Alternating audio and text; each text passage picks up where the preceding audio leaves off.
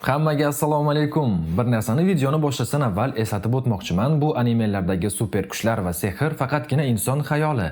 Haqiqiy kuch va yordam yolg'iz Alloh taolodan keladi. Do'stlar, hammaga salom. Mana siz kutgan Solo Leveling animesining 3-qismi. Agar siz bundan oldingi qismlarni ko'rmagan bo'lsangiz, albatta kanalimizga kirib ularni tomosha qiling. Kelinglar bir kelishuv qilamiz. Agar mana shu video ostida 4000 ta like yig'ilsa, men darhol 4-qismini tayyorlashni boshlayman. Sizlarni bilaman, bu raqamlar siz uchun hech gap emas. Bundan keyingi dahshatli animelarni o'tkazib yubormaslik uchun albatta kanalimizga obuna bo'lib qo'ying. E'tiboringiz uchun rahmat. Endi esa sizga yoqimli tomosha tilayman. Biz boshlaymiz. Jinho umuman ikkilanib o'tirmadi, qisqagina "xo'p bo'ladi" dedi-yu askarlarning yoniga kelib, uni tezda xavfli hududdan olib chiqib ketdi. Bu ish hal bo'lgach, Jinvu e'tiborini o'zining oldida yotgan ulkan jasadga qaratdi. Yiqilgan gigantning yonida turib, uning lablaridan xuddi kuch bilan sug'orilgan pichirlash kabi bir buyruq chiqdi. Uyg'on.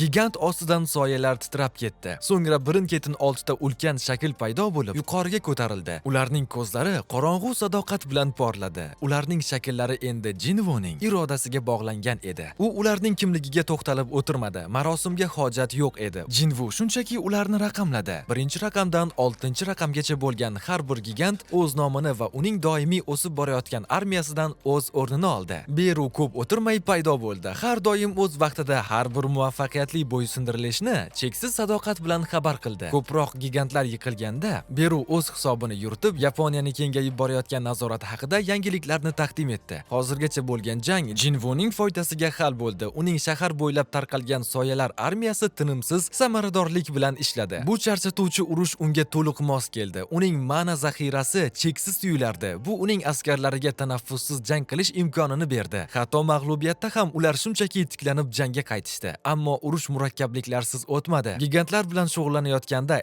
S darajali darvozaning mavjudligi ko'plab boshqa zindonlarning buzilishiga olib keldi. Pastroq darajadagi yirtqich hayvonlar to'dalari shahar markazlariga to'kilib, yangi tartibsizliklar to'lqinini keltirib chiqardi. Shunga qaramay, bularning barchasi o'rtasida Yaponiya asta-sekin qaytarib olinmoqda edi. Bir paytlar umidsiz bo'lgan vaziyat barqarorlashib borardi va bularning barchasining markazida Jinvu turardi. Yaponiya ovchilar uyushmasi shtab-kvartirasida havo tarang, ammo hayratga to'la edi. Rasmiylar tiklangan shaharning o'sib borayotgan ro'yxatiga tikilib qolishdi. Ularning yuzlari ishonchsizlikdan qotib qolgan edi. Hech kim Jinvuning ta'sirini inkor etolmasdi. Rais Matsumoto uchun bu zarba ko'pchilikdan ko'ra chuqurroq edi. U jimgina turardi. Xayoli ularning birinchi uchrashuviga qaytdi. U aeroportda Jinvuni kutib olishga qanday shoshilganini, ularda qolgan ozgina nazoratni saqlab qolishga umid qilganini aniq eslardi. U ikkilanmasdan koreys ovchisidan faqat Osakani himoya qilishga e'tibor qaratishini so'ragan. Gigantlar yaqinlashib kelayotganini va shu bilan birga boshqa xalqlardan yordam so'rashini tushuntirgan edi. U qarshilikni kutmagan edi. Hech bo'lmaganda hamkorlikni kutgan edi. Ammo Jinvu rad etdi. Xotirjam, ochiqchasiga va hech qanday murosa niyatida emas. O'sha paytda hozir bo'lgan rasmiylar uning bo'ysunmasligidan hayratda qolishgan. Tillari tutilib qolgan edi. Endi shahar-mashahar imkonsiz narsaning qanday sodir bo'layotganini kuzatib, Matsumoto nihoyat tushundi. Jinvu himoya qilish uchun kelmagan edi. Boshidanoq u ularning barchasini yolg'iz o'zi yo'q qilish uchun kelgan edi. Kunlar sekin yonayotgan piltadek o'tib ketdi. Zindon buzilganidan keyin 7-kuni tun vayron bo'lgan Tokioni qoplab oldi. Jinvu va Jinho shaharning vayronalari bo'ylab jimgina yurishdi. Bir paytlar jonli ko'chalar endi ularning qanday bo'lganligining bo'sh aks sadosi edi. Jinho atrofga alangladi. Vayronagarchiliklarni ko'rib bechoraning yuragi orqaga tortib ketdi. Xuddi shu payt qorong'u soyalar orasidan tanish bir sharpa paydo bo'ldi. Bu hamma qochib ketgan yoki halok bo'lgan bir paytda mardlarcha qolgan A darajali ovchi Hanekawa edi. Uning yuzi oppoq oqarib ketgan, lekin qo'rquvdan emas, ko'rgan dahshatlarining og'irligidan shunday ahvolda edi. Jinvu undan so'rab o'tirmasdanoq qiz uning shubhalarini tasdiqladi. Tokioda birorta ham ovchi qolmaganda. Tasavvur qilyapsizmi? Shahar butunlay kultepaga aylangan. Gigantlar bu yerni o'zlarining asosiy bazasiga aylantirib, butun mamlakat bo'ylab vayronagarchiliklar urug'ini sochishgandi. Keyin qiz sovuq va shafqatsiz raqamlarni aytdi. Butun dunyo bo'ylab bor yo'g'i 16 ta S darajali ovchi qolgan va ular ichida bizning Jinvu ham bor edi. Ulardan 6 nafari hali ham Yaponiyada edi. Qolganlari esa Xitoy, Kanada, Hindiston, Rossiya va Angliya bo'ylab sochilib cho'zilib ketgandi. Afsonaviy Yuriy Orlov va yana ikkita kuchli ovchi allaqachon halok bo'lgandi. Ko'ryapsizmi, hatto eng kuchlilar ham bu qonli tartibsizlikdan omon qola olmadi. Xanikavaning ovozi yo'qotishlarni sanab o'tayotganda biroz titrab ketdi, lekin u o'zini qo'lga oldi. Hali ham 31 ta bahaybat gigant tirik edi. Bittasi allaqachon okeanni kesib o'tib Xitoy tomon yo'l olgandi. Qolganlari esa tarqalib ketgan. Lekin Jinvoning qolgan ovchilar bilan yelkama-yelka jang qilayotgan soyalar armiyasi tufayli ularning tezligi ancha pasaygandi. Shunga qaramay, xavf hali o'tib ketmaganini Jinvu juda ham yaxshi bilardi. Eng oxirgi va eng xavfli yirtqich gigant darvoza oldida poylab turardi. U darvozaning qo'riqchisi hammadan ham kuchliroq maxluq edi. Jinvu uning uzoqda, xuddi ufqdan dahshatli bo'ronday poylab turganini his qilib turardi. Xanikavaning so'zlari jimlikka singib ketgach, Jinvuning xayollari oldidagi jang maydonidan butunlay boshqa tomonga uchib ketdi. Yonayotgan binolar, havodagi kul, atrofidagi jonsiz va huvillagan shahar, bularning barchasi unga iblislar qasrini eslatib yubordi. Bir paytlar tizim sinovlarning shunchaki bir qavati bo'lgan o'sha joy endi xuddi kelajakni bashorat qilgandek tuyulardi. Bu yerdagi vayronagarchiliklar iblislar qasriga shunchalik o'xshar ediki, Jinvuning etini jimirlatib yubordi. U o'ylab qoldi: agar tizim me'mori o'shanda rostdan ham o'lgan bo'lsa, unda bu dahshatli rejani hozir kim amalga oshiryapti? Yoki bu narsa allaqachon ancha oldin ishga tushirilganmidi? Balki o'sha qasr shunchaki sinov emas, balki yuz berish mumkin bo'lgan kelajakka bir nazar tashlash bo'lgandir. Jinvu mushtini qattiq tugdi. U o'sha joyni bir marta yengib o'tgan. Uning olovida toblangan va devorlari orasida qon to'kkan edi. Endi esa o'sha yig'ilgan kuch eng so'nggi va eng qiyin sinovdan o'tish kerak edi. Agar uning ko'rgani shunchaki ogohlantirish bo'lsa, unda aynan hozir taqdirni qaytadan yozish uchun ayni muddao edi. Oldinda hal qiluvchi jang kutib turardi va Jinvu bunga 100% tayyor edi. Xotirjam va sarsilmas ishonch bilan Jinvu harakatga kelish mumkinligi haqida ishora qildi. Xanikava bir zum ikkilanib qoldi. Boshqa ovchilar ham yetib kelmaganini aytib xavotirlandi. Lekin Jinvu o'sha o'ziga xos sovuqqonlik bilan ular allaqachon shu yerda ekanligini aytdi va aynan shu payt vayron bo'lgan shahar bo'ylab aks sado beruvchi past va ritmik gumburlagan ovoz eshitila boshladi. Ana endi tomosha boshlandi do'stlar. Yer sekin titray boshladi. Tuman ichidan birin-ketin qop-qora sharpalar chiqib kela boshladi. Ular vayron bo'lgan tomlarga chiqib jimgina qarab turishar, ko'cha burchaklarini xuddi afsonaviy kuchlar tashlagan soyalardek to'ldirib yuborishgandi. Keyin esa Jinvuning orqasidan uning eng ishonchli ovchilari Tusk, Iron va Igris soyalar orasidan qadam tashlab chiqdi. Voy bo, buni ko'rish kerak edi. Xanikava bu dahshatli kuchni ko'rib hayratdan qotib qolgandi. Jinvuning soyalar armiyasi yetib kelgandi do'stlar. Ularning borligining o'ziyoq havo bosimini o'zgartirib yubordi. Lekin shou hali tugamadi. Jinvuning qolgan askarlari ham oqib kela boshladi. Yuzlab soya askarlari shahar bo'ylab xuddi siyohdek yoyilib, har bir bo'shliqni to'ldirib tashlashdi. Ularning tanalaridan qora energiya toshib chiqar, chaqnab turgan ko'zlari esa faqat o'z qiroliga qadalgan edi. Va keyin xuddi kinolardagidek mukammal sinxronlik bilan butun boshli soyalar armiyasi bir tizzalab o'tirdi. O'zlarining cheksiz va sadoqatli qasamyodini keltirishdi. Lekin bu epik lahza hali to'liq emasdi. Yo'q endi. Osmondan qop-qora chaqmoqdek bir narsa pastga qarab uchib tushdi. Gumburlagan ovoz bilan Beru o'zi yaratgan kraterga kelib tushdi. Uning zarbidan yer parchalanib ketdi. Qanotlarini orqasiga yig'ib Jinvuning oldida chuqur ta'zim qildi. O'z xo'jayiniga yuzlanayotganda uning ovozi g'ururdan titrab ketardi. Jinvu unga qarab bosh qimirlatib qo'ydi va askarlarning zo'r ishi uchun maqtadi. Keyin Jinhoga o'girilib orqaga chekinishni va Xanikavani himoya qilishni buyurdi. Jinho ortiqcha savol bermasdan darhol qizni xavfsizroq joyga olib ketdi. Haqiqiy yordamchi shunaqa bo'ladi-da. Jinho xavfsiz joyga o'tib olgach, Jinvu butun e'tiborini jang maydoniga qaratdi. U o'zining yangi o'ljalari bo'lmish bahaybat soya gigantlarini chaqirib oldi. Ular oldingi qatorga o'tib, o'zlarining ulkan tanalari bilan yengib bo'lmas tirik devor hosil qilishdi. Qoyaning ustida turib, maydonni kuzatayotgan Jinvuning ko'zlarida qat'iyat olovi yonardi. Uning sadoqatli jangchilari va yengilgan dushmanlaridan iborat armiyasi pastda shay bo'lib turardi. Qo'lini ko'tarib oldinga ishora qildi va bittagina so'z aytdi: "Ularni qo'yib yubor."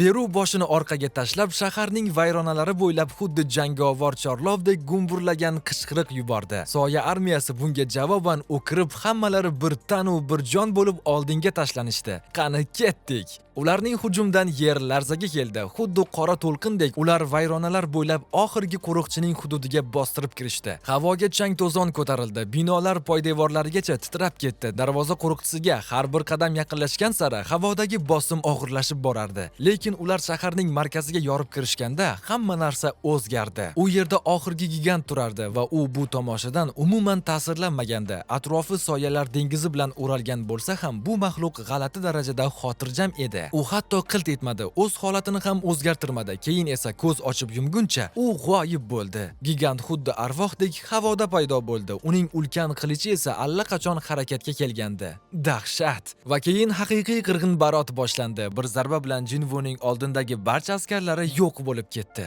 Voy bo! Ulkan qilich ularni xuddi qog'ozdek yirtib tashlaganda soyalar tutunga aylanib ketdi va jang maydonini ikkiga bo'lib yubordi. Gigant umuman to'xtab o'tirmadi, yerga tushib qilichini yana ko'tardi va Jinvoning qatorlari orasidan to'g'ridan-to'g'ri yo'l ochib ketdi. Uning zarba to'lqinlarining o'zidayoq atrofdagi binolar tekislanib ketdi. Dahshat! Jinvo ko'zlarini qisdi. U osonlikcha esankirab qoladigan emasdi, lekin hatto u ham tan olishga majbur bo'ldi. Bu gigant umuman boshqa darajada edi. Uning qilichbozligi aniq, tez va shunchaki qaqshatqich edi. Uning aurasi xuddi tirik bo'ronday urar. Sehrli kuchi shunchalik qalin ediki, atrofdagi havoni ham burdalab yuborardi. U shunday yirtqich maxluq qanday qilib umuman mavjud bo'lishi mumkinligiga hayron qoldi. Uning shunchaki borligi odamning aqlini shoshirib qo'yardi, lekin Jinvo bitta narsani aniq tushunib turardi. Faqat ikkita yo'l bor edi: orqaga qaytish yoki uni yo'q qilish. Va bizning qahramonimiz hech qachon orqaga chekinadiganlardan emasdi. Task o'zining to'liq jangovar holatiga qad rostlab oldinga chiqdi va bu yirtqich maxluqqa yuzlandi. U vaqtni yo'qotib o'tirmadi, chuqur nafas oldi va bahaybat olov ustunini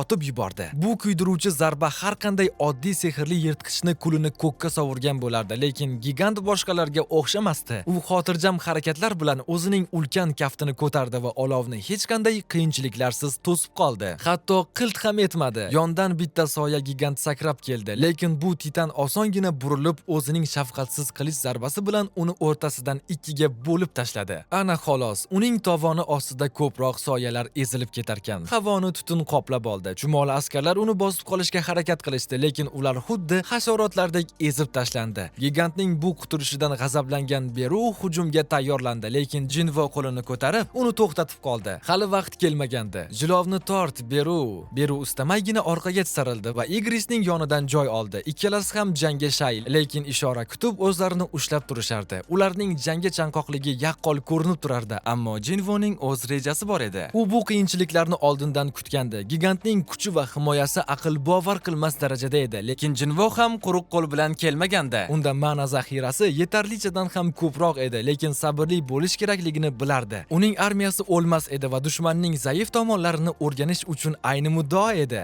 Gigant o'z hujumini davom ettirib, soya askarlarini oyoq ostida majag'lab, mushlarini yerga dahshatli kuch bilan urardi. Lekin ular yiqilsa ham soyalar tinimsiz ravishda yana va yana o'rnidan turaverdi. Jinvo uzoqdan kuzatib turdi. Ko'zlari qisilgan, har bir uyg'onish bilan uning ma'nasi sekin-asta kamayib borardi. Keyin bir narsa uning e'tiborini tortdi. Gigantning tanasi kuchli sehr bilan o'ralgan edi. Unga ishonch, hatto kibr beradigan doimiy to'siq bor edi. U umuman himoyalanmasdi to bir lahzagacha. Faqat bir marta u kelayotgan hujumni to'sish uchun qo'lini ko'tardi. Bu esa Jinvoga hamma narsani aytib berdi. U bir soniya ham vaqtni yo'qotmasdan o'zining uchar ulovini Kaiselni chaqirdi. Bitta kuchli qanot qoqish bilan Kaisel havoga ko'tarildi. Jinvo uning ustiga sakrab chiqib, Beru va Igrisni chaqirdi. Beru qanotlarini yozdi. Igris esa jimgina Jinvoning orqasidan chiqib oldi. Qani haqiqiy jang endi boshlandi. Beru va Igris uning ustiga chiqib olgach, Kaisel quloqni kar qilgudek qichqiriq bilan osmonga otildi. Uning qanotlari havoni yorib o'tib, shunday kuch bilan qoqilardiki, ular to'g'ridan-to'g'ri gigantning boshiga qarab uchib ketishdi. Atrofni minglab soya askarlari bilan o'ralgan bo'lishiga qaramay, gigantning o'tkir ko'zlari yaqinlashib kelayotgan bu xavfni darhol payqadi. Uning nigohi o'zgarib, butun diqqati bilan Kaiselga qaraldi va birinchi bo'lib Igris hujumga o'tdi. Uning iblislar hukmdori qilichi binafsharang bo'lib chaqnab ketdi va gigantning peshonasiga to'g'ri chaqmoq yubordi. Lekin voy bu ulkan maxluq shunday tezkorlik bilan harakat qildiki, boshini salgina egib zarbadan qochib qoldi. Ammo Igris to'xtab qoladiganlardan emas, u darhol tezroq va aniqroq bo'lgan yana bir kuchli zarbani yo'lladi. Lekin gigant o'zining bu ulkan o'lchamiga nisbatan aql bovar qilmas tezlikda harakat qilib, yana chaqqonlik bilan qochib qoldi. Qanaqa maxluq bu o'zi? Kaiselning ustida turgan Jinvo esa xuddi shaxmat o'ynayotgandek har bir harakatni kuzatib, gigantning reaksiyalarini sovuqqonlik bilan tahlil qilardi. Igris bosimni umuman tushirmadi. Ketma-ket qaqshatqich zarbalar berib, bu yirtqichni faqat himoyalanishga majbur qilib qo'ydi. Nihoyat gigant ularni osmondan pashshadek urib tushirish uchun o'zining ulkan qilichini yuqoriga qarab siltadi. Lekin buni qaranglar, mukammal sinxronlik. Jinvo va Igris zarbadan bir soniya oldin Golden Kaiselning ustidan sakrab tushib, bu halokatli qilishdan zo'rg'a qochib qolishdi. Jinvuning ko'zlari o'tkirlashdi, u o'ziga kerakli bo'lgan narsani ko'rib bo'lganda, u dushmanning zaif nuqtasini topdi. Igris tepadan yana bir ko'r qiluvchi va gumburlagan chaqmoq otdi. Charsillagan energiya gigantning yuzini yuqori qismiga tegib, uni bir zumga chalg'itib qo'ydi va aynan shu payt Jinvu o'z xanjari bilan chaqmoqdek oldinga otildi. Tez va shafqatsiz harakat bilan u gigantning ko'zini o'yib o'tdi. Ana xolos. Yirtqich og'riqdan orqaga tisarilganda, butun jang maydonini uning bo'g'iq va dahshatli o'kiriga titratib yubordi. Keyin esa navbat Beruga keldi. Tirnoqlarini yalang'ochlab, xuddi o'qdek sho'ng'igan Beru gigantga borib urildi. Uning go'shtini chuqur yirtib tashlab, himoyasini butunlay parchalab tashladi. Endi bor diqqatini jamlagan Jinvu hukmdorning qudrati qobiliyatini faollashtirdi va gigantning yuziga qarab raketa kabi uchdi. Pastda turgan Hanikawa esa bu dahshatni ko'rib hayratdan qotib qolgandi. Bu endi shunchaki jang emasdi, bu haqiqiy maxluqlar o'rtasidagi qonli urush edi. Igrisning chaqmoqlari tinimsiz yoqilib, gigantni galdiraklatib qo'ydi. Jinvu bu ajoyib fursatdan foydalanib qoldi. U ko'proq xanjarlarni chiqardi va qiymalash qobiliyatini ishga soldi. G'azab olovi bilan u gigantning tanasini shafqatsizlarcha yirtib tashladi. Bitta xanjar uning ko'zini yana chuqurroq kesib o'tdi. Suyuqlik otilib chiqib, havoga sachrab ketdi. Qolgan xanjarlar esa mushak va suyaklarni ayovsiz parchalab tashladi. Dahshat! Gigant og'riqdan yovvoyilarcha tipirchilab ketdi, lekin Jinvu unga mahkam yopishib oldi va Beruni yordamga chaqirdi. Bir zumda Beru unga qo'shilib, to'g'ridan to'g'ri haligi ochiq yaraning ichiga uchib kirdi. Ular birgalikda bu maxluqning yuziga ayovsiz hujum qilishdi. Jinvu to'qimalarni yirtib tashlasa, Beru go'shtni tinimsiz maydalab tashlardi. Qon sachradi, suyaklar qarsillab sindi. Gigant so'nggi marta alamli qichqirdi-yu, gurs etib yiqildi. Uning tog'dek baland tanasi gumburlagan ovoz bilan yerga quladi. Shundan so'ng darhol Jinvuning ko'z o'ngida tizim xabarnomasi paydo bo'ldi. Dushman mag'lub etildi. Ketma-ket xabarnomalar keldi va ular bilan birga o'sha biz kutgan tanish xabar. U level up qildi do'stlar. Jinvu buni har doimgidek xotirjam qabul qildi. Dushman yer tishlagani aniq edi. Jinho esa hansirab, hayajondan terisiga sig'may yugurib keldi. U o'zining odatdagi ishtiyoqi bilan Jinvuni chaqirar. Bu ulkan bossning qanchalik qat'iy va shafqatsizlarcha yo'q qilinganidan og'zi qulog'iga yetgandi. Lekin bizning Jinvo har doimgidek sovuqqonligini yo'qotmadi. Nimadir g'alati edi do'stlar. Tizim zindon to'liq tozalanganini tasdiqlamadi. Boss o'ldirildi degan yozuv ham yo'q. U darhol reyd hali tugamaganini his qildi. Yiqilgan gigantdan soya ajratib olishga urinib ko'rdi, lekin natija nol. Qanaqasiga axir? Shundagina u vaziyat chatoq ekanligini tushunib yetdi. U bu kutilmagan syurpriz haqida o'ylab turganda, S darajali darvozadan to'satdan dahshatli ma'na to'lqini otilib chiqdi. Jinvuning ko'zlari gigantning jasadiga tushganda hayratdan chaqchayib ketdi. Bu bahaybat maxluq o'layotganda shunchalik ko'p sehrli energiya chiqarib yubordiki, atrofdagi hamma narsani supurib tashlaydigan portlash yuz berdi. Jinvuning sezgirligi bu tartibsiz va yovvoyi energiyani darhol tanidi. Bu haqiqiy sehrli bo'ron edi. Ana xolos. Uning birinchi xayoliga kelgan narsa ukamiz Jinhoni tekshirish bo'ldi. U tez orqasiga o'girildi, yuragi shuv etib ketdi. Lekin Jinhoni Igrisning ishonchli qo'llarida xavfsiz va portlashdan umuman zarar ko'rmagan holda ko'rib, yelkasidan tog' ag'darilgandek yengil tortdi. Gigantning tanasida bo'lgan butun boshli mana endi yaqin atrofdagi darvozaga so'rilib ketgandi. Xuddi darvoza uni chang yutkichdek yutib yuborgandek. Bu g'alati hodisa o'rtasida Jinvo yuzida kutilmagan o'tkir og'riqni his qildi. Shundagina u yuzi kesilganini tushunib yetdi. Bu u uchun umuman yot narsa edi. Chunki shu paytgacha hech qanday oddiy sehr uning terisida tirnalish ham qoldira olmagandi. Haqiqatni tagiga yetishga qaror qilgan Jinvu Jinhoga shu yerda kutishni buyurdi va bir soniya ham ikkilanmasdan o'sha mash'um darvoza tomon qadam tashladi. Ichkariga kirishi bilanoq zindonning aql bovar qilmas darajada kattaligi uni darhol hayratda qoldirdi. Bu joy u shu paytgacha kirgan hech qaysi zindonga o'xshamasdi. U shunchalik ulkan va cheksiz ediki, Jinvo ko'rgan eng yuqori darajali zindonlar ham uning oldida hech qanday ip yecholmasdi. Shu payt Beruning o'ta o'tkir sezgirlari to'satdan nimanidir payqab qoldi. U darhol o'z qirolini g'alati bir ovoz haqida ogohlantirdi. Uzoqdan kelayotgan, zaif lekin juda aniq eshitilayotgan, zindonning eng tubidan aks sado berayotgan, asabga tegadigan kulgu ovozi edi bu. Jinvu ham buni eshitib taajjublanib qoldi. Tasavvur qilyapsizmi? U darvozadan ichkariga kirib kelgan bo'lsa ham kimdir bemalol xaxolab kulyapti. Jinvuning yuzi jiddiylashdi. U jimgina bosh irg'ab oldinga yurishga ishora qildi. Zindonning ichkarisiga kirgani sari bu yoqimsiz kulgu tobora kuchayib bordi. Va nihoyat Jinvo qalin va qop-qora zanjirlar bilan chirmalib tashlangan bahaybat bir maxluqqa duch keldi. Zanjirlar uning bo'yni, tanasi va oyoq qo'llariga shunday qattiq o'ralgan ediki, ba'zilari hatto uning go'shtini teshib o'tib ketgandi. dahshat. Shuncha azobli zanjirlar bilan bog'lab tashlanganiga qaramay, bu gigant o'zini xuddi kurortdagidek his qilib, tishlarini irjaytirib kulib turardi. U Jinvoni xuddi eski qadrdonidek kutib oldi va unga monarx deb murojaat qildi. Go'yoki uning ichidagi qandaydir sirni bilgandek. Jinvo oldinga qadam tashladi, lekin bu zindonning haqiqiy bossi aynan shu maxluq ekanini aniq tushunib yetgandi. Gigant darhol o'zini ozod qilishlarini talab qila boshladi. Uning aytishicha, unda hukmdorlar haqida juda muhim ma'lumot bor ekan va u zudlik bilan monarxlar bilan gaplashishi kerak ekan. Lekin u Jinvoga yaqinroqdan sinchiklab qaragach, uning ohangi birdan o'zgarib qoldi. Yuzidagi o'sha ishonchli tabassum g'oyib bo'lib, o'rnini sarosima va g'azab egalladi. Qaranglar-a, u Jinvoni umuman boshqa birov bilan adashtirib qo'ygan ekan va buni tushunib yetish uni qattiq asabiylashtirdi. Gigantning valaqlagan gaplarini bir joyga jamlab, Jinvo undan "Seni bu zanjirlarga o'sha hukmdorlar bog'lab ketganmi?"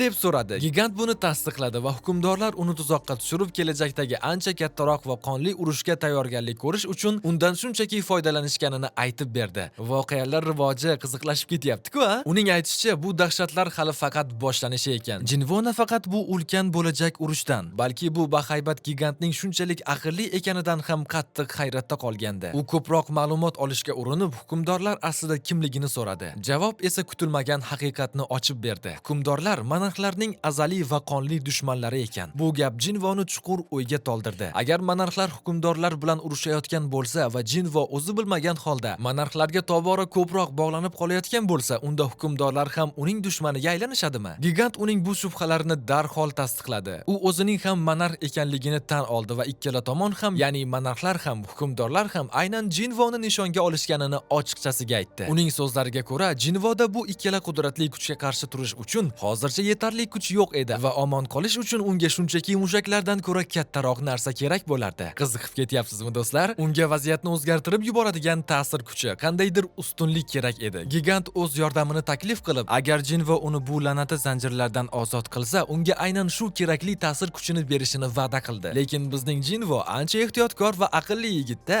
Qandaydir yirtqich maxluqning odam bolasiga yordam taklifini qilishi uning uchun shunchaki ertak gap. Ishonish qiyin bo'lgan g'alati holat edi. Shunga qaramay, gigant umuman parvo qilmay o'z niyatini jiddiyligini isbotlashga so'z berdi. To'satdan gigant g'alati bir narsani pichirlab o'qiy boshladi. Uning lablari g'ayritabiiy tezlikda harakatlanar, qadimiy va notanish tilda xuddi buzilgan magnitofondek g'o'ldirardi. Bu asabga tegadigan g'alati ohang Jinvoni darhol sergak tortishga majbur qildi va u bir soniya ham o'ylab o'tirmay kutilmagan hujumga tayyorlanib, xanjarini chiqarib oldi. Lekin gigant hujum qilish niyatida emasdi. U shunchaki o'sha sovuqqonligi bilan o'zining sirli duosini o'qishda davom etdi. Nima balo qilyapti bu o'zi? Va aynan shu payt Jinvoning quloqlari ostida o'sha bizga tanish bo'lgan jarangdor ovoz eshitildi va uning ko'z o'ngida tizim oynasi paydo bo'ldi. Xabarnoma uning ro'parasida turgan bu bahaybat maxluq gigantlar qiroli va ibtido monarxi Legiya ekanligini yozgan edi. Oho, unvonini qaranglar. Tizim tushuntirishicha, Legiya ishonch qasamyoti deb nomlangan qadimiy sehrni faollashtirgan ekan. Bu shunday qattiq bitim ediki, agar u qabul qilinsa, ikkala tomon ham bir-biriga umuman yolg'on gapira olmay qolardi. Xabarnoma oxirida Jinvodan bu ishonch qasamyodini qabul qilmasligini so'ralgan edi. Qisqa o'ylanishdan so'ng Jinvo o'z qarorini qabul qildi va qasamyodga rozi bo'ldi. Yana bir tizim ovozi jaranglab, bitim muvaffaqiyatli muhrlanganini tasdiqladi. Endi ishonch qasamyoti to'liq kuchga kirdi va Jinvo ham, Legiya ham bu qat'iy qoidaga bog'lanib qolishdi. Ana endi o'yin qiziqlashdi. Toki bu qasamyod ikki tomonlama bekor qilinmagunicha, endi ularning hech biri yolg'on gapira olmasdi. Qoidalar ishga tushdi do'stlar. Endi haqiqatga bog'lanib qolgan Legiya o'zining boyagi taklifini yana qaytardi. Agar Jinvo uni ozod qilsa, u oldindagi qonli janglarda o'zining ulkan kuchini unga berishini aytdi. Qasamyodning qanday ishlashini sinab ko'rmoqchi bo'lgan qiziquvchan Jinvo unga ishonishini aytib, yolg'on gapirmoqchi bo'ldi. Lekin qarangki, u gapirmoqchi bo'lgan zahoti tomog'i bo'g'ilib qoldi va og'zidan bitta ham so'z chiqmadi. Buni ko'rgan gigantlar qiroli xaxolab kulib yubordi. Jinvoning bu reaksiyasi uni rosa xursand qilib yubordi. U Jinvoga ishonch qasamyodi aynan shunday mukammal ishlashini va hech qanday yolg'on o'tib ketmasligini eslatib qo'ydi. Bu bitimning qanchalik jiddiy ekanligini to'liq anglab yetgan Jinvo endi to'g'ridan-to'g'ri savol berdi. Nima uchun Legiya darvozalardan chiqib ketgan boshqa aqlsiz maxluqlarga umuman o'xshamaydi va qanday qilib shunchalik ravon odamlardek gapira oladi? Rostdan ham qiziq savol, to'g'rimi? Gigantlar qiroli bu savoldan ochiqchasiga hayron bo'lib qoldi. Shuning uchun Jinvoga gap nima haqida ketayotganini aniqroq tushuntirishga majbur bo'ldi. U zindonlardan chiqadigan, umuman aql bilan gaplashmaydigan o'sha aqlsiz maxluqlarni nazarda tutayotgan edi. Buni eshitib, Legiyaning ohangi birdan jiddiylashdi. U Jinvu umuman noto'g'ri taqqoslash qilganini tushuntirdi. Qaranglar, monarxlar u oddiy maxluqlarga umuman o'xshamaydi. Ular o'sha yirtqichlarni boshqaradigan haqiqiy xo'jayinlar ekan. Jinvu shu paytgacha to'qnash kelgan maxluqlar shunchaki xaos aholisi, asrlar davomida qullikda bo'lib kelgan, miyasi aylanib ketgan daydilar va asrlar edi. Ularning ongi allaqachon parchalanib ketgan, faqat yovvoyi instinktlar va quruq g'azab qolgan xolos. Lekin Legiya umuman boshqa daraja. U monarx va qirol sifatida asrlar davomida o'z aql idrokini saqlab qolgan va bu la'nati tutqunlik jinnilariga mardlarcha bardosh bergan. U qachondir bu zanjirlardan uni ozod qiladigan xaloskorni sabr bilan jimgina kutib yashagan ekan. Qoyil qolish kerak, to'g'rimi? Mavzuni burib, Jinvo yana ko'proq ma'lumot sug'urib olishga harakat qildi. Bu safar kumush zirhli, qanotli askarlar haqida so'radi. Ular hukmdorlar bilan birgami? Legiya buni darhol tasdiqladi. Ha, o'sha farishta sifat mavjudotlar ham haqiqatdan hukmdorlar armiyasining bir qismi edi. Jinvu hukmdorlar nima uchun bunday maxluqlarni va iblislarni yerga yuborayotganini so'raganda, Legiya xotirjamlik bilan javobni allaqachon aytganini eslatib qo'ydi. Hukmdorlar shunchaki urushga tayyorgarlik ko'rishyapti. Yer ularning qonli jang maydoni, monarxlar va hukmdorlar o'rtasida muqarrar to'qnashuv uchun tayyorlangan ulkan sahna bo'lishi kerak ekan. Jinvu hali ham maxluqlarni yerga yuborish qanday qilib uni jang maydoniga aylantirishini to'liq tushuna olmayotgan edi. Shunda gigantlar qiroli hammasini ochiq-oydin tushuntirib berdi. Hukmdorlarning rejasi shunchaki insonlar dunyosini sehrli energiya bilan to'ldirib toshirish va uni ma'naga boy bo'lgan ulkan arenaga aylantirish ekan. Ana xolos. Bu animedagi yer sayyorasi shunchaki o'yin maydonchasi ekanda. Jinvu bu so'zlarni qanchalik og'ir ekanini hazm qilishga urinib hayratdan qotib qoldi. O'ylab ko'ring-a, agar darvozadan chiqib kelayotgan maxluqlar dahshatli ofat deb hisoblangan bo'lsa, ular o'zlari bilan olib kelgan sehrli energiya ko'pchilik uchun haqiqiy ne'matdek ko'rinardi. Nafaqat ovchilar, balki oddiy odamlar ham ma'na kristallari va qimmatbaho toshlarni bebaho boylik deb bilishardi. Bu narsalar butun dunyoni eng muhim energiya manbalariga aylantirib ulgurgandi. Lekin endi Jinvo bu ne'matlar shunchaki urushga tayyorgarlik ko'rish uchun qo'yilgan poydevor, qonli qadamlar ekanligini tushunib yetdi. Dahshat-ku bu. Gigantlar qiroli gapida davom etib, ma'nadan mahrum bo'lgan dunyoga sehr ekishning eng yaxshi usuli bu allaqachon sehrga ega bo'lganlarning qonini to'kish ekanligini oshkor qildi. Hukmdorlar bu yerni sehrli energiya bilan to'yintirish uchun asrlarni qurbon qilishni va maxluqlarni ozod qilishni tanlashgan ekan. Qanaqangi shafqatsizlik bu, ha? Qancha ko'p qon to'kilsa, ma'naning konsentratsiyasi shunchalik qiyinlashib borardi. Sehr dunyoni himoya qilish uchun emas, balki kelajakdagi o'sha dahshatli urushning og'irligi ostida sayyoramiz parchalanib ketmasligi uchun uni mustahkamlayotgan ekan. Gigantlar qirolining aytishicha, hukmdorlar dunyoni bu to'qnashuvdan qochish uchun emas, balki unda omon qolish uchun tayyorlashyapti. Hamma ma'lumotlarni miyasida jamlagan Jinvu, Legiya qanday urushni nazarda tutayotganini so'radi. Gigantlar qiroli bu monarxlar va hukmdorlar o'rtasidagi qonli revansh jangi bo'lishini va yer bu jangning eng qoq markazi ekanligini tushuntirdi. Do'stlar, haqiqiy katta jang yaqinlashib kelyapti va u hamma kutganidan ham tezroq yetib keladi. Vaqt deyarli qolmadi. Jinvu ular bilan aloqaga chiqqandan keyin endi hech qaysi tomon jim o'tirmaydi. O'yin endi qizg'in pallasiga kirdi. Aslida hukmdorlar allaqachon harakatga tushgan bo'lishi ham mumkin edi. Jinvu faqatgina ikki tomon ham unga e'tibor qaratayotganini, uni nishonga olayotganini ich-ichidan his qilib turardi. U nima uchun hamma uning orqasidan tushganini so'radi. Va keyin haqiqat yuzaga chiqdi. Jinvuning ichidagi bu afsonaviy kuch aslida uniki emasdi. Legiya tushuntirishicha, bu kuchning asl egasi uni Jinvoga o'tkazib berib, hukmdorlarga xiyonat qilgan ekan. Bitta shu harakat uning peshonasiga nishon chizib qo'ygan va uni ham monarxlar, ham hukmdorlarning ashaddiy dushmaniga aylantirgandi. Shunday tarang vaziyatda gigantlar qiroli qasamyod qildi. U Jinvoning yonida turishga va u bilan yelkama-yelka jang qilishga va'da berdi. Buning evaziga u faqat bittagina narsa, shu la'nati zanjirdan ozod qilishini so'radi xolos. Ishonish mumkinmi bunga do'stlar? Jinvu ko'zlarini qisib bu taklifni jiddiy o'ylab ko'rdi. U so'radi: agar Legiya rostdan ham yordam bermoqchi bo'lsa, uning soya askarlaridan biriga aylangani osonroq emasmi? Gigantlar qiroli bu taklifdan cho'chib tushdi. Uning qattiq asabiylashgani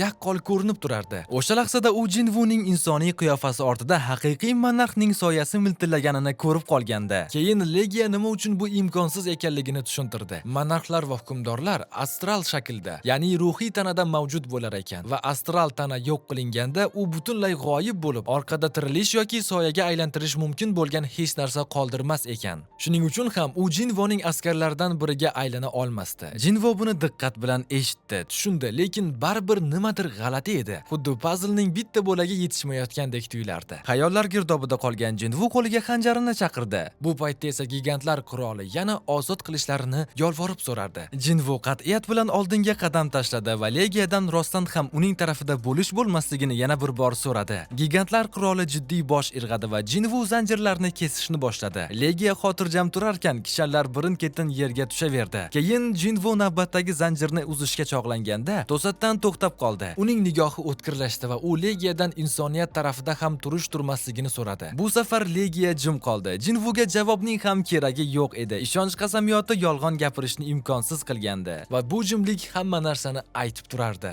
U yerda sovuq, yaltirab turgan sehrli tosh o'rnatilgan edi. Ana xolos. Siri ochildi. O'sha tosh asosiy kalit edi. U Legiyani hukmdorlarning irodasiga bog'lab turardi. Modomiki shu tosh bor ekan, Legiya hali ham ularning nazorati ostida. Insoniyat uchun ochiqdan ochiq xavf edi. Hech qanday ogohlantirishlarsiz gigantlar qirolidan qotillik niyati otilib chiqdi va u yangigina ozod bo'lgan qo'lini Jinvoga qarab siltadi. Xavfni anglagan Legiya Jinvoni ortiq tirik qoldirib bo'lmaydi degan qarorga kelgandi. Lekin bizning Jinvo hammadan chaqqon-ku, u birinchi bo'lib harakat qildi. Hujumning tagidan pastlab o'tib, xanjarni tepaga to'g'ridan to'g'ri Legiyaning ko'kragiga sanchib oldi. Yaqin kelib, Jinvo Legiyaga sovuqqonlik bilan "Sen haqiqiy ofat bo'larding" deb pichirladi, lekin gigantlar qiroli qiyshayib tabassum bilan javob qaytardi. Haqiqiy ofat u emas, balki Jinvo ekanligini aytdi.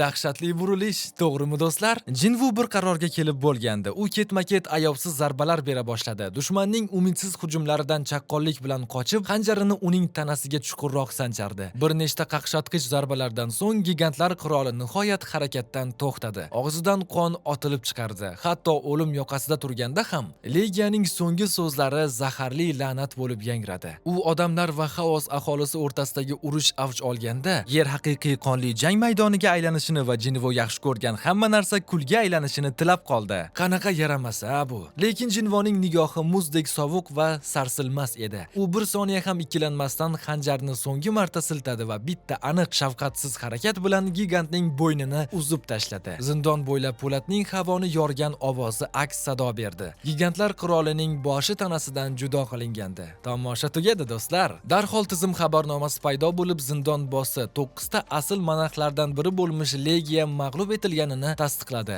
Jinvo aql bovar qilmas darajada ko'p ochkolarga ega bo'lgandi. Tizim bu ochkolarni hisoblashga qiynalayotgan bir paytda u Legiyaning tanasidan olingan qo'lidagi sehrli toshga qarab turardi. Garchi u o'ziga yangi dahshatli soya askari qo'shilishdan umid qilgan bo'lsa ham, bu toshning o'zi ham shu qonli to'qnashuvdan zo'r esdalik bo'ladi deb qaror qildi. Legiyaning tanasidan so'nggi kuchli energiya to'lqini otilib chiqdi va u butunlay changga aylanib ketdi. Shundan so'ng o'sha bizning sevgan tanish ovoz jarangladi. Tizim natijalarini ko'rsatdi. Jinvo birdaniga bir necha barobar level up qilgandi. Uning yangi darajasi endi 122 edi. Oho, qoyil. Gigantlarning yo'q qilingani haqidagi xabar esa butun dunyo bo'ylab olovdek tez tarqalib ketdi. Butun dunyo bo'ylab ijtimoiy tarmoqlar hayajondan portlab ketdi. Hamma joyda yangi milliy darajadagi ovchi haqida gap so'zlar bo'laladi. Lekin Jeju orolidagi voqeadan farqli o'laroq, bu safar faqat Koreya yangiliklari emasdi. E'tirof va maqtovlar dunyoning barcha burchaklaridan yomg'irdek yog'ilardi.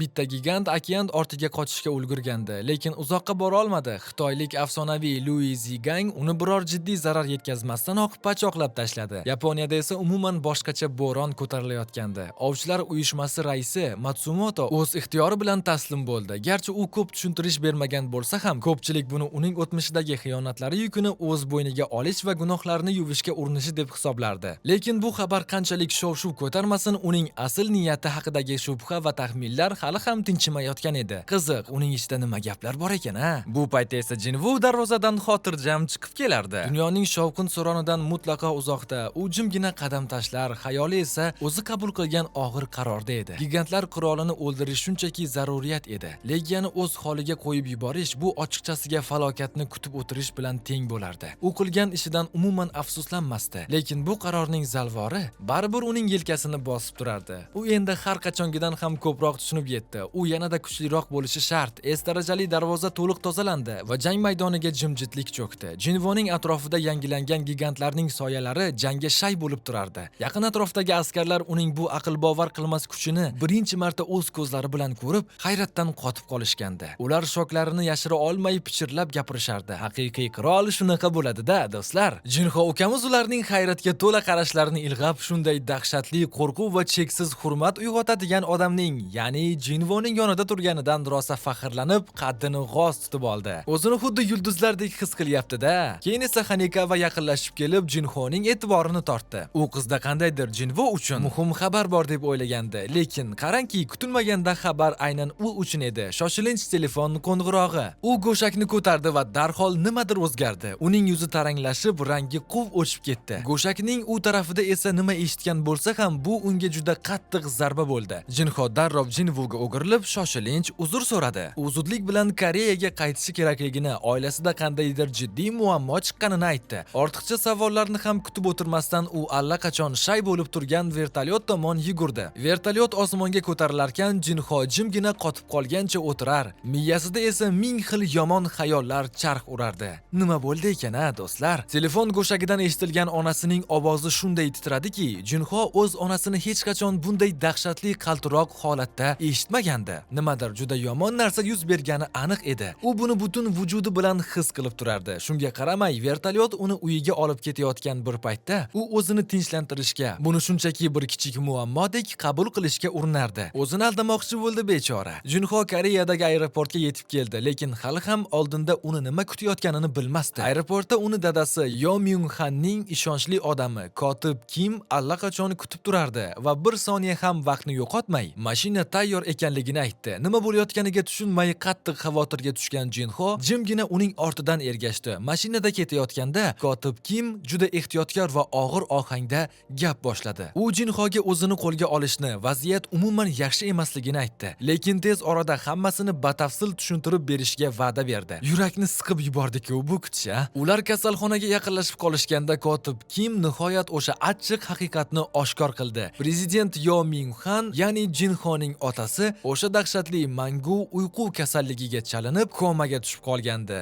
Yo'q endi. Bu so'zlar dastlab Jinhoning miyasiga yetib bormadi, lekin keyin xuddi ustidan muzdek suv quyib yuborgandek birdaniga ta'sir qildi. Jinho chidab turolmay azob bilan qichqirib yubordi. Dadasini chaqirib palata tomon yugurmoqchi bo'ldi. Uning ovozi ishonchsizlikdan titrab ketardi, lekin kotib Kim uni darhol to'xtatib qoldi. U juda ohistalik bilan tushuntirdiki, Jinho hali o'zining sehrli kuchini to'liq boshqara olmaydigan ovchi bo'lgani uchun uning ichkariga kirishi foydadan ko'ra ko'proq zarar keltirishi mumkin edi. Uning atrofidan taralayotgan kuchli auraning o'zidayoq otasining shusiz ham nozik holatini yanada og'irlashtirib qo'yishi ham hech gap emasdi. O'zining shunday ojizligidan esankirab, qattiq tushkunlikka tushgan Jinho palata eshigidan yuz o'girdi va aynan shu payt u kotib Kimning qo'lida qandaydir qora charm papka ushlab turganini payqab qoldi. Nima ekan u? Jinho yig'lamsirab bu nima ekanligini so'raganda kotib juda muloyimlik bilan javob qaytardi. Bu prezident Yo hushidan ketishidan oldin oxirgi paytlarda yig'ib yurgan narsasi ekan. Jinho qaltirayotgan qo'llari bilan papkani ochdi. Ochdi-yu, darhol ko'zlaridan duv-duv yosh quyilib keldi. Papkaning ichida faqat va faqat Jinhoga bag'ishlangan gazeta qirqimlari to'la edi. Har xil g'iybatlar, kichik matbuot xabarlari, mahalliy maqolalar, xullas boshqa hech kimni umuman qiziqtirmaydigan arzimas xabarlar ham otasi tomonidan juda ehtiyotkorlik bilan qirqib olinib, mehr bilan saqlab qo'yilgandi. Bu albom biroz tartibsiz bo'lsa-da, lekin chin dildan qilingani ko'rinib turardi. Shunda kotib Kim unga qarab, prezident Yoning shu paytgacha o'g'liga nisbatan sovuq munosabatda bo'lgani va uzoqlashgani bu umuman mehrsizlikdan emasligini aytdi. Aksincha, dadasining Jinhodan kutgan umidlari xuddi unga bo'lgan yashirin sevgisi kabi aql bovar qilmas darajada ulkan bo'lgan ekan. Do'stlar, bu joyi hammamizni yig'latib yubordi. yubordik-ku, to'g'rimi? Ota mehri baribir boshqachada. Kotib Kim Jinhoga o'ziga kelib olishi uchun biroz vaqt berdi va keyin uyga, qarorgohga qaytishini taklif qildi. Jinho ko'z yoshlarini artib, jimgina og'ir bosh irg'ab qo'ydi. Ular kasalxonaning uzun va sovuq yo'lagidan borishar ekan, Jinho to'satdan taqqa to'xtab qoldi. Uning butun vujudini g'alati, tushunarsiz bir his qamrab olgandi. U atrofga alanglab kimnidir borligini sezgandek bo'ldi, lekin yo'lak bo'm-bo'sh, hech kim yo'q edi. Buni payqagan kotib Kim xavotirlanib, biror narsa bo'ldimi deb so'radi. Jinho esa shunchaki xayoli qochganini aytib, hech narsa emas, deb pichirladi. Ular sekin yurishda davom etishdi va nihoyat burchak ortiga o'tib, ko'zdan g'oyib bo'lishdi va aynan shu payt ularning ortidagi qop-qora soyalar orasidan bizning Jinvo sekin qadam tashlab chiqib keldi. Qoyilmisiz? U ekan. Jinhoning shunday ezilib qayg'urayotganini ko'rish Jinvoning qalbida qandaydir kuchli hislarni uyg'otib yuborgandi. U kasalxonaga nima qilishni bilmay ikkilanib kelgan edi, lekin endi uning qarori qat'iy va o'zgarmas edi. Jinvo hech ikkilanmasdan o'zining sehrli invertoriga qo'l soldi va u yerdan o'sha afsonaviy hayot eliksiri shishasini chiqarib oldi. Tashqarida esa shoshilinch ravishda bir mashina kelib to'xtadi. Mashinadan Jinhoning opasi Yo Jinhe otilib chiqdi va yugurgancha kasalxonaga kirib keldi. Yo'lakka qadam qo'yishi bilanoq uning yelkasiga qandaydir og'ir yuk tushgandek bo'ldi. Qadamlari o'z-o'zidan sekinlashib qoldi. U shoshilinchda kimnidir yonidan o'tib ketdi. Ko'zining chetida shunchaki bir xira sharpa ko'ringandek bo'ldi. Lekin otasining palatasiga yetib borish dardi bilan u bunga umuman e'tibor bermadi. Lekin ichkariga kirganda ko'rgan manzarasi uning nafasini ichiga yutib yuborishiga sabab bo'ldi. Yo'q endi. Prezident Yo uyg'oq ko'zlarini ochib yotardi. Jinhening ko'zlaridan duv-duv yosh quyilib, ishonchsizlikdan duduqlangan holda dadasining yoniga yugurib bordi. Prezident Yoning o'zi ham xuddi shunday dahshatli shokda edi. U yaqin atrofdagi shifokorlardan bu qanday qilib umuman mumkinligini so'radi. Xuddi shunday hayratda qolib qolgan bechora shifokor esa buni faqatgina mo'jiza, tibbiyot tarixida misl ko'rilmagan hodisa deb ta'riflay oldi xolos. Jinvo rostdan ham mo'jiza yaratdi do'stlar. Palata ichi quvonch ko'z yoshlari va kuchli his-tuyg'ularga to'lib toshib ketgan bir paytda Jinvo hech kimga sezdirmasdan orqa eshikdan chiqib ketdi. Tashqaridagi xira va yorug'lik ostida yolg'iz o'zi qadam tashlarkan, uning yuzida kamdan kam ko'rinadigan juda sokin va samimiy tabassum paydo bo'ldi.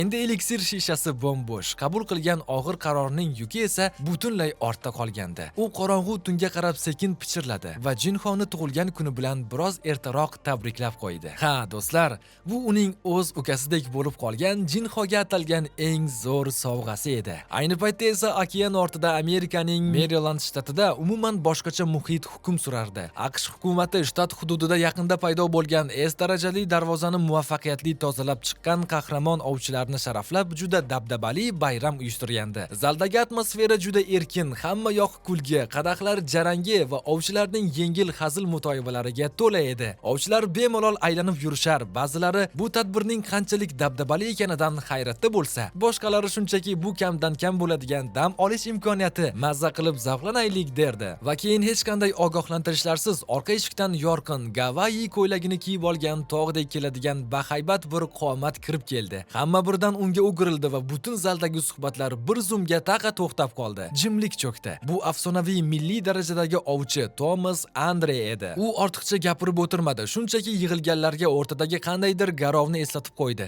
Uning shunchaki shu yerda turishining o'ziyoq ba'zi ovchilarning asabiylashib, joyida tipirchilab qolishiga yetarli bo'ldi. Thomas o'ziga xos ayyorona tirjayib bir ovchiga yaqinlashdi va juda xotirjamlik bilan uning galstugini so'radi. Bechora ovchi ikkilanib qoldi. Peshonasidan sovuq ter chiqa boshladi. Lekin Thomas bilan tortishishga duxi yetarmidi? U indamasdan galstugini yechib unga uzatdi. Zalda endigina yana kulgi ovozi ko'tarila boshlaganda xonaga Thomasning yordamchisi Laura kirib keldi va uning jiddiy ohangi butunlay boshqacha e'tiborni tortdi. U Thomasga yaqinlashib kelayotgan xalqaro gildiyalar konferensiyasida ishtirok etadigan gildiyalar ro'yxati hozirgina e'lon qilinganini xabar qildi. Ana xolos, o'yin endi kattalashyapti do'stlar. Ular orasida Koreyaning Ahjin gildiyasi ham bor edi. Thomas bir soniya o'ylanib qoldi. Bu nom unga umuman notanish edi. To Laura bu gildiya aynan bizning Sun Jinvoga tegishli ekanligini aytmaguncha. Shuni eshitishi bilanoq Thomas Andrening yuzida o'ziga xos ayyorona va xavfli tabassum sekin yoyila boshladi. Tasavvur qilyapsizmi? Koreyaning eng kuchli va dahshatli ovchisi endi to'g'ridan-to'g'ri shtatlarga kelayotgan edi va Thomas u bilan yuzma-yuz uchrashishni sabrsizlik bilan kutayotgandi. Butun dunyo juda katta o'zgarishlarga tayyorgarlik ko'rayotgandi, chunki dunyoning eng qudratli gildiyalarini xodimlarni bir tom ostida jamlaydigan xalqaro gildiyalar konferensiyasiga sanoqli kunlargina qolgandi. Ammo nufuzli sammitdan bir necha kun oldin Amerikaning qoq markazida kutilmagan va juda katta burilish jimgina yuz bera boshladi. Qishloq chekkasida joylashgan aql bovar qilmas darajada katta va hashamatli qasr hovlisiga to'satdan bir vertolyot kelib qo'ndi. Nimalar bo'lyapti o'zi? Bu dahshatli qasr butun dunyodagi barmoq bilan sanarli milliy darajadagi ovchilardan biri bo'lmish Christopher Reidga tegishli edi. Vertolyot parraklari sekinlasharkan, Christopher qasrning old zinapoyasiga chiqib keldi va ichkaridan ovchilar qo'mondonlik markazi vitse-direktori hamda uning ortidan xotirjam, lekin yuzida qattiq xavotir sezilib turgan Norma Sandler tushib kelayotganini kuzatib turdi. U qoshini ko'tarib ularni ko'rganidan biroz hayron bo'ldi. Axir bugun unga hech qanday kutilmagan mehmonlar haqida xabar berishmagandi-da. Shunga qaramay u sovuqqonlik bilan ularni ichkariga taklif qildi va agar ular sharqda yangi ochilgan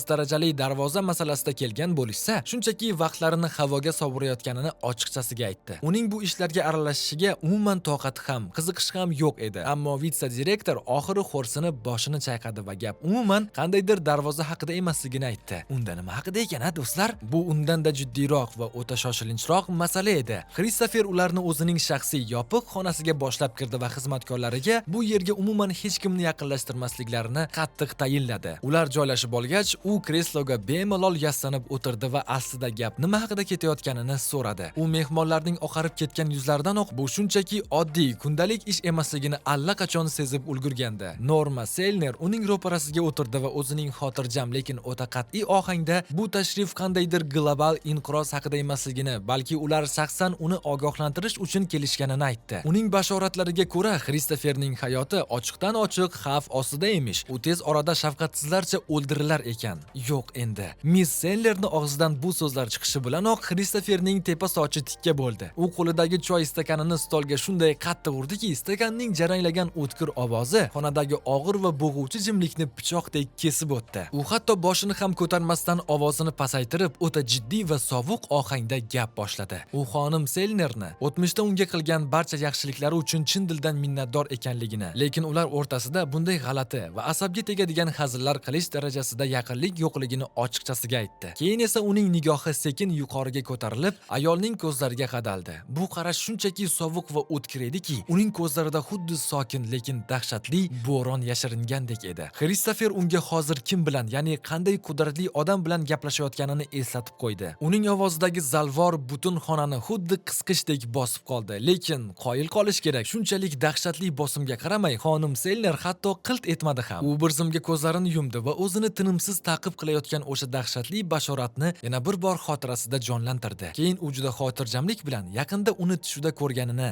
Christopher bir guruh noma'lum kimsalar tomonidan o'rab olinganini va unga qandaydir o'ta og'ir o'lim xavfi yaqinlashib kelayotganini ochiq-oydin aytib tashladi. Ana xolos, o'yin endi qizyapti. Bu shunchaki qandaydir noaniq xavotir emasdi. Bu 100% aniq haqiqat edi. U Christopherning tez orada o'lishini aniq bilardi, lekin Christopherning sabr kosasi allaqachon to'lib tosha boshlagandi. Ayolning shuncha yo'l bosib, uning nazdida g'irt, bema'ni va ertak gaplarni aytish uchun kelgani uning g'ashiga tegib ketdi. Uning ohangi ko'tarilib, g'azab bilan aralashdi va u rostdan ham milliy darajadagi ovchini, ya'ni uni kimdir o'ldirishi mumkinligiga ishonishini so'radi. "Meniya hazillashyapsanmi?" degandek qildi-da.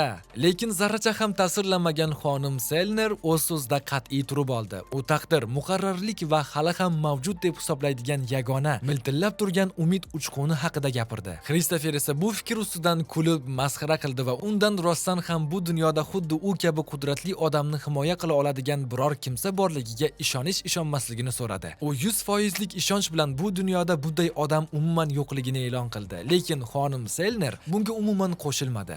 "Balki bitta shunday odam bordir", dedi u juda sokin ovozda. Christopher ko'zlarini qisib ayol bitta ismni, Sung Jinwoo ismini tilga olganda, uni diqqat bilan kuzatib turdi. U birdan jim bo'lib qoldi. Yuzida qandaydir ikkilanish va shubha uchquni miltillab o'tdi. Miss Selner esa ortiga o'girilib, o'zidan keyin faqatgina og'ir shubhalarni qoldirgancha xonadan chiqib ketdi. O'sha tunda Christopherning hashamatli qasrida havo shunchalik og'ir va dim ediki, bu jimjitlik g'alati darajada mukammal tuyulardi. Christopher o'zining yumshoq o'rnida uxlab yotardi, lekin to'satdan bu xotirjamlik buzildi va u ko'zlarini katta-katta ochib, sapchib o'rnidan turib ketdi. Nimadir uning tinchini buzgandi. U xalatini kiyib, aqlga emas, balki o'zining yovvoyi instinktlariga tayangan holda qorong'u va xira yo'lakka harakatga chiqdi. Nima kutyapti ekan u yerda? U qadam tashlab borarkan, bu g'ayritabiiy jimjitlik xuddi uning tomog'idan bo'g'ayotgandek edi. Bu shunchaki oddiy tinchlik emasdi. Bu yerda nimadir umuman noto'g'ri edi. Shubhalari tobora ortib borayotgan Kristofer yaqin atrofdagi stoldan bitta vino bokalini oldi-yu, birgina chaqqon harakat bilan uni bo'm-bo'sh yo'lak bo'ylab uloqtirib yubordi. Bakal chil-chin sindi, lekin hech qanday ovoz chiqmadi.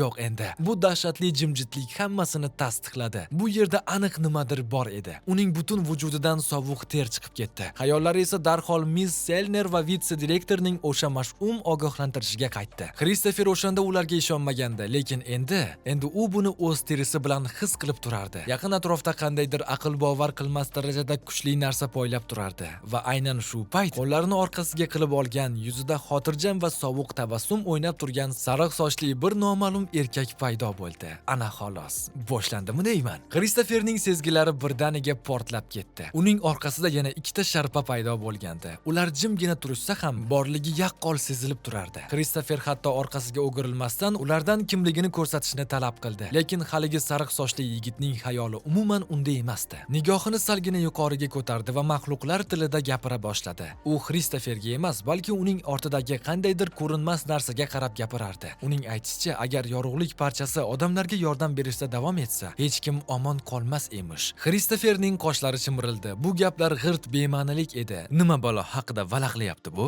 Lekin haligi yigit uni shunchaki mensimay jim turishni buyurdi va bu suhbat unga tegishli emasligini aytdi. U Kristoferning tepasidagi unga bog'langan qandaydir afsonaviy kuch bilan gaplashayotgan edi. Bu so'zlar Kristoferning asab tolalariga tegib ketdi va bir soniya ichida uning atrofida dahshatli olov alanglab ketdi. Qani ketdik? Uning butun tanasi olov ichida qoldi. Qomati kattalashib, o'zgarib, oxiri umuman odamga o'xshamaydigan qandaydir olovli maxluqqa aylanib ketdi. Olov ichida qolgan Kristofer g'azab bilan o'kirib bu yerda ulardan kamida bittasi o'lishini e'lon qildi. Uning orqasida turgan ikkita sharpa esa bu o'zgarishni ko'rib hayratdan qotib qolishgandi. Axir oddiy odam qanday qilib bunday ruhiy shaklga kirishi mumkinligi ularning aqliga hech ham sig'masdi. Lekin Kristofer ularni kutib o'tirmadi. U o'zining butun kuchini ishga solib, sariq sochli bosqinchiga qarab otildi. Qasr bo'ylab olovlar o'kirib, yo'lidagi hamma narsani yutib yuborardi. Ularning to'qnashuvidan hatto devorlar ham titrab ketdi. Bu dahshatli jangning natijasi nima bo'lgani noma'lum bo'lib qoldi, lekin undan keyin qolgan vayronagarchilik shunchaki aql bovar qilmas darajada edi. Ayni paytda esa Yaponiyada Jinvuning eng oxirgi kuni edi. U aeroport tomon qop-qora dabdabali mashinada butun boshli kortej kuzatuvida ketib borardi. Xuddi haqiqiy bosslardek,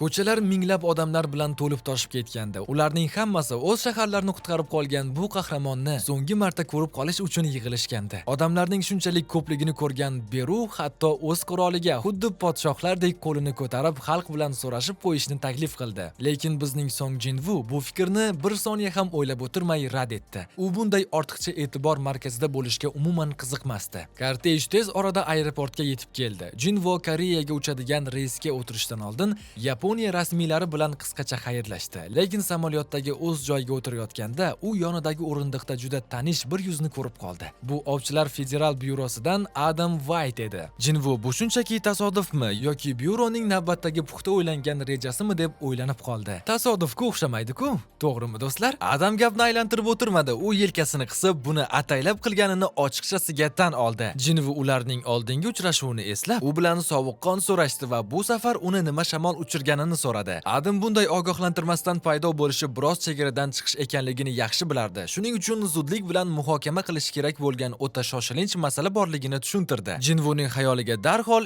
eng yomon narsalar keldi. U AQSh S darajali darvozani yopa olmadimi deb so'radi. Adam uni tezda tinchlantirib, u masala hal qilinganini aytdi, lekin uning Jinvuga ko'rsatmoqchi bo'lgan narsasi umuman boshqa. Bundan-da jiddiyroq va dahshatliroq narsa edi. Adam bir soniya ham vaqtni yo'qotmay notebookini oldi va bitta video faylni ochdi. Ekranda xuddi ulkan o'rmon yong'inidan chiqayotgandek osmonga o'ralgan qop-qora qalin tutun ko'rinib turardi. Nima balo bo'lyapti o'zi bu yerda? Dahshatli olovlar yovvoyilarcha yonar, o't o'chiruvchilar esa bu qonli tartibsizlikni jilovlash uchun jon halak bo'lishardi. Jinvu bu dahshatli kadrni diqqat bilan kuzatarkan, ko'zlarini qisib aynan nima baloga qarayotganini so'radi. Adamning yuzi birdaniga jiddiylashib, o'sha achchiq haqiqatni ochib berdi. Bu aql bovar qilmas vayronagarchilikni keltirib chiqargan odam Kristoferning o'zi edi. Tasavvur qilyapsizmi do'stlar? 1800 nafar o't o'chiruvchi va 14 ta yuqori darajali ovchilar jalb qilingan bo'lsa ham, ular Kristofer yaratgan bu dahshatli olovni o'chirishga rosa qiynalishgandi. Jinvu bu halokatning ko'lamini bir soniyada tushunib yetdi. Bunday yovvoyi va quturgan olov bo'lishi uchun u yerda juda jiddiy va qonli jang bo'lgani aniq edi. U darhol Kristoferga nima bo'lganini so'radi. Adam videoni to'xtatib, ekranni Kristoferning boshdan oyoq yaralarga to'lib ketgan, kuyib ko'mir bo'lgan tanasi tasvirida qotirib qo'ydi. Uning aytishicha, ular yetib borguniga qadar afsonaviy Kristofer allaqachon o'lib bo'lgan ekan. Ana xolos. Shundan so'ng Adam sekin ichki cho'ntagiga qo'l soldi va bitta fotosuratni chiqarib ko'rsatdi. Bu o'sha qotillik ortida turgan deb gumon qilinayotgan odamning rasmi edi. Jinvoning ko'zi bu rasmga tushgan zahoti uning ichida nimadir chirt etib uzilib ketgandek bo'ldi. Hech qanday ogohlantirishsiz u birdaniga hukmdorning qudratini ishga soldi. Voy bu! Adam o'tirgan joyidan havoga yulqib olinib, ko'rinmas va dahshatli bosim ostida ezila boshladi. Uning bechora noutbuki esa pachoqlanib, temir tersakka aylanib ketdi. Og'riqdan dodlab yuborgan Adam o'zini Jinvuning qop-qora g'azabga to'la nigohi ostida o'lim yoqasida ko'rdi. Jinvu uni o'ta sovuqqonlik bilan ogohlantirdi. Agar bu qandaydir ahmoqona hazil bo'lsa, Adam bu samolyotdan umuman tirik chiqmasligini aytdi. Vahimaga tushib qaltirab qolgan Adam darhol harakatga tushgan tansoqchilarni qo'li bilan to'xtatib qoldi. U shoshilinch ravishda duduqlanib tushuntira boshladi. Rasmdagi bu odam qandaydir zindondan chiqib ketganini va u Jinvu o'ylayotgan odam bo'lmasligi mumkinligini aytdi.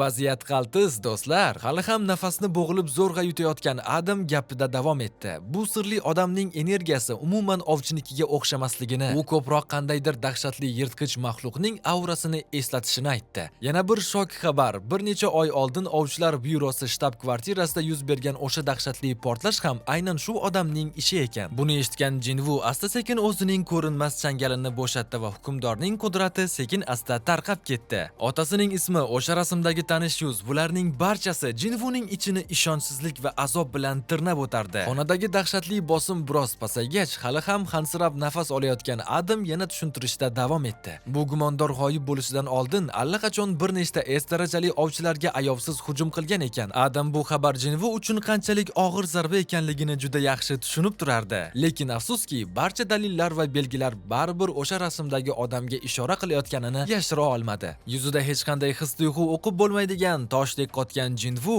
Adamdan nima uchun buni aynan unga ko'rsatayotganini so'radi.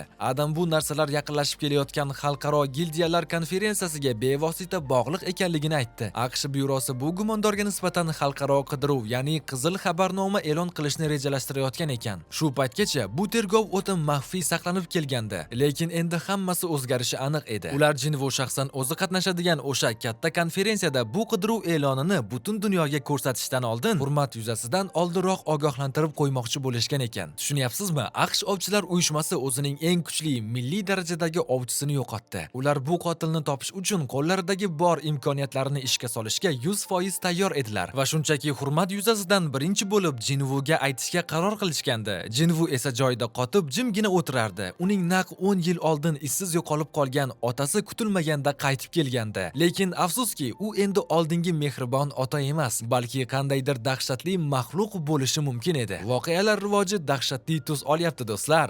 Bu achchiq haqiqat uning yelkasini tog'dek bosib turardi. Adam esa ko'kragidagi og'riq hali ham tarqalmaganiga qaramay ich-ichidan qattiq hayratda edi. Yuqori darajali sehrli ovchilar orasida telekines unchalik ham yangilik emasdi, lekin Jinvu hozirgina ko'rsatgan narsa bu umuman boshqa kosmik daraja edi. Bu faqat milliy darajadagi ovchilargagina xos bo'lgan aql bovar qilmas kuch edi. Adamning miyasida endi zarracha ham shubha qolmagandi. Jinvu aniq 6-milliy darajadagi ovchi edi va bu haqiqatni vitse-direktor zudlik bilan eshitishi shart. Xalqaro gildiyalar konferensiyasi atrofida shov-shuv va kutishlar vaqt o'tgan sari faqat kuchayib borardi. Tez orada AQSh ovchilar uyushmasida ishtirok etuvchi gildiyalarning rasmiy ro'yxati e'lon qilindi va bitta nom butun dunyoning e'tiborini o'ziga tortdi. Koreyaning Ahjin gildiyasi. Qoyilmisiz? Butun dunyo bo'ylab qizg'in bahs-munozaralar portlab ketdi. Odamlar bor yo'g'i bittagina yuqori darajali ovchisi bor gildiyani bunday nufuzli anjumanga taklif qilishning nima keragi bor deb hayron bo'lishardi. Lekin xabar juda aniq edi. O'sha bitta ovchining o'zi o'nlab top klass ovchilar bor gildiyalarning hammasini qo'shganda ham qimmatroq va kuchliroq edi. Jinvuning nomi hamma joyda jarangladi. Konferensiya yaqinlashgani sari u global e'tiborning qoq markaziga aylanib qoldi va buning birinchi to'lqini Koreya ovchi ovchilar uyushmasiga ham yetib keldi. Boshliq Vu Jinchul qo'lida o'ta shoshilinch hisobot bilan prezident Go Gunhining xonasiga kirib keldi. U Xitoy Jinvu haqida, xususan uning reyd yozuvlari va unga tegishli har qanday ochiq ma'lumotlarni so'rab rasmiy so'rov yuborganini tushuntirdi. Prezident Go Gunhi hayron bo'lib qoshini ko'tardi. Jinvu xorijiy tashkilotlarga qo'shilish niyati yo'qligini va Koreyani tark etmasligini ochiq aytgan bo'lsa, Xitoyga Jinvu nimaga kerak bo'lib qoldi ekan-a? Lekin Jinchul bu so'rov Xitoy hukumatidan emas, balki bitta shaxsiy odamdan kelganini ochiqladi. U o'sha ismni aytgan zahoti prezident Go Gunhi joyida qotib qoldi. Liu Zigang, Xitoyning afsonaviy 7 yulduzli ovchisi, shaxsan o'zi Jinvuning ma'lumotlarini so'ragan ekan. Liu Zigangdek dahshatli darajadagi odam Jinvuga qiziqib qolgani haqidagi o'y prezident Goga qattiq ta'sir qildi. Jinchul bu narsalarni uning o'tmishdagi gigant maxluqqa qarshi qilgan jangi bilan bog'liq bo'lishi mumkinligi qo'shimcha qildi. Jinvu Yaponiyadagi gigantlarni yolg'iz o'zi qirib tashlaganini eshitgan Liu Zigang bu koreys ovchisining asl imkoniyatlariga qattiq qiziqib qolgan ko'rinadi. Bu yangiliklarni hazm qilarkan, prezident Go Gunhining yuzida o'ziga xos ma'noli tabassum yoyildi. Keyin u qo'lini siltab Jinchulga bu so'rovni rad etishni yoki nari borsa faqat yuzaki hammaga ma'lum ma'lumotlarni berishni buyurdi. Bizning yigitning sirlarini shunchaki berib qo'yish yo'q. Jinvu haqida hech qanday jiddiy va muhim ma'lumot berilmasligi kerak edi. Ayni paytda esa Scavenger gildiyasida konferensiyaga tayyorgarlik avjiga chiqqan. Havo esa tarang. Laura Thomas Andreyning xonasiga yangi xabar bilan kirdi. Jinvu ertasi kuni mamlakatga yetib kelishini rejalashtirgan ekan. Thomas o'z taqvimi bilan tanishtirayotganda eshik g'iyqillab ochildi. U chaqirgan odam yetib kelgandi. Thomas hech qanday kirish so'zlarsiz yuzi toshdek qotgan holda oldinga qadam tashladi va o'zining qat'iy ogohlantirishini berdi. Nima bo'lishidan qat'iy nazar, Syu Jinvuga umuman teginmasligi shart. Hwang Dongsoning yuzi asabiylik va zo'rg'a ushlab turilgan g'azab aralashmasidan burishib ketdi. Thomas buni ko'rdi va Jinvo hamda Dongsuning akasi o'rtasida nimalar bo'lib o'tganini juda yaxshi bilishini ochiq-oydin aytib, gapida davom etdi. O'yin qoidalari o'zgaryapti do'stlar. Thomas Dongsuning qasos olish ishtiyoqini juda yaxshi tushunardi, lekin bu narsalar allaqachon o'tmishda qolib ketgandi. Dongsu e'tiroz bildirmoqchi bo'lib endigina og'zini ochgandi hamki, Thomas bittagina barmog'ini ko'tarib uni joyiga o'tkazib qo'ydi. Uning shunchaki shu yerda turishining o'ziyoq shunday og'ir ediki, Dongsu darhol tilini tishladi. Tasavvur qilyapsizmi, butun boshli S darajali ovchining ko'zlarida qo'rquv miltilladi. U gildiya ustasining dahshatli bosimi ostida xuddi muzlab qolgandek qotib qolgandi. Xonaning narigi chetidan Laura bu manzarani jimgina kuzatib turardi. Havodagi taranglikni pichoq bilan kessa bo'lardi. Dunyoda juda kam odam Dongsu kabi quturgan yigitga bunday buyruq bera olardi. Ammo Thomas oddiy odam emasdi-da. Thomas o'zining og'ir qo'lini Dongsuning yelkasiga qo'yib, o'z so'zini qat'iy takrorladi. Qanday vaziyat bo'lishidan qat'iy nazar, Jinvu bilan umuman aloqa qilmaysan. Konferensiya davomida Dongsuni o'yindan chiqarib turish uchun Thomas unga voqealardan uzoqroqda gildiya kurortida mazza qilib dam olishni taklif qildi. Xonaga shunday uzoq va og'ir jimlik cho'kdiki, pashsha uchsa eshitilardi. Keyin Dongsu nihoyat jag'ini qattiq tugib, zo'rg'a bosh irg'adi va o'girilib xonadan chiqib ketdi.